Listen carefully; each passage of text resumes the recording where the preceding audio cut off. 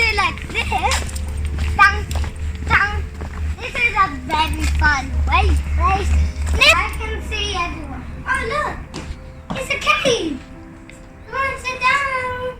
Let's sit down. Sit down here. Okay, let's see here. Alright. This is the oldest building on the East Build in Estate. 1081. I'm going to an underground tomb. I think it's this way. Wow. Let's go. In. So we'll be heading in as soon as the last group gets out, if they all get out alive, that is.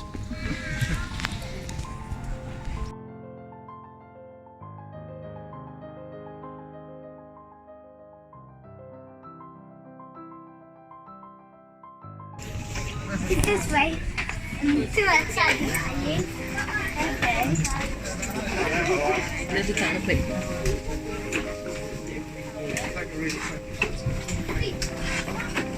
Put your foot.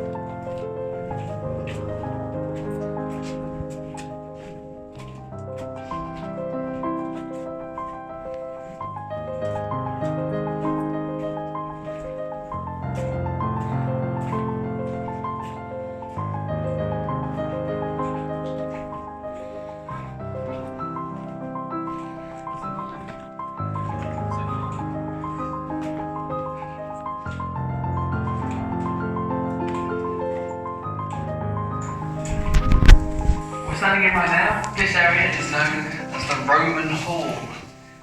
Now why might you think it'd be called the Roman Hall? Any guesses? Is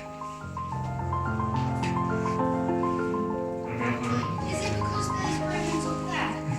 There was once Romans up there, or at least mannequins of Roman, but it's not because the Romans were mining down here. That's just what the Victorians wanted you to believe. You see, when they first opened this place as a showcase in 1810, they did so with a slight agenda. They were building the British Empire at the time, and they wanted to harken back to their imperial heritage, back to when the Romans ruled Britain. They kind of had the idea that they were continuing the legacy of the Romans, they were inheriting their empire, inheriting their world, and continuing their plans for world domination. And so, in line with this rhetoric and this propaganda, they put up here a mannequin of a Roman centurion, dressed in full armour. It's not there now, of course, we take them down due to historical inaccuracy. But yes, they haven't stood there dressed in full armour, because you know that's what Romans go mining in. Their full battle raiment, just in case they run into any goblins or trolls or whatnot. And then down here, they had a pair of British slaves working away at the lead. Now it's true, the Romans did use British slaves when mining for lead in this country, but not down here, not at this level. When the Romans were mining here about 2,000 years ago, they were only really working up at the surface, scraping the surface if you like. They were mining things that you could see on the surface. You could be walking along on the hills up there, beneath your feet. Yeah, there might be a slither of lead just running through the rock. So you'd mine that out, and that'd be enough to suit you. But mining the demand for lead really stepped up in the late 1600s, particularly after 1666. Does anyone know what happened in that date?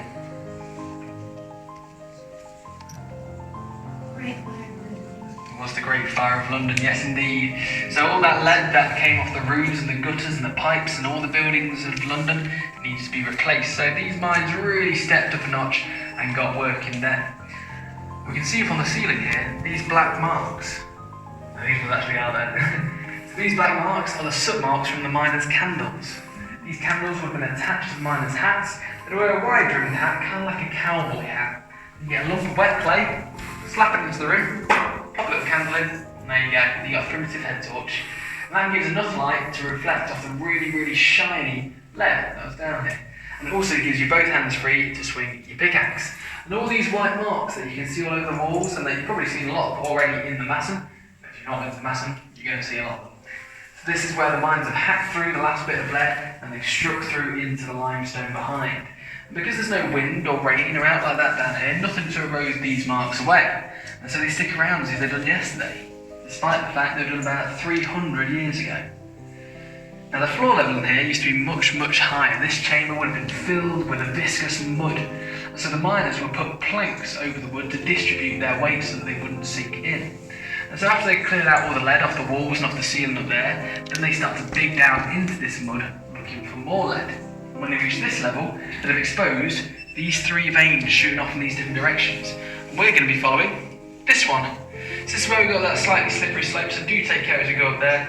And see you at the top. It's not very far, but make use of the handrails if you need to.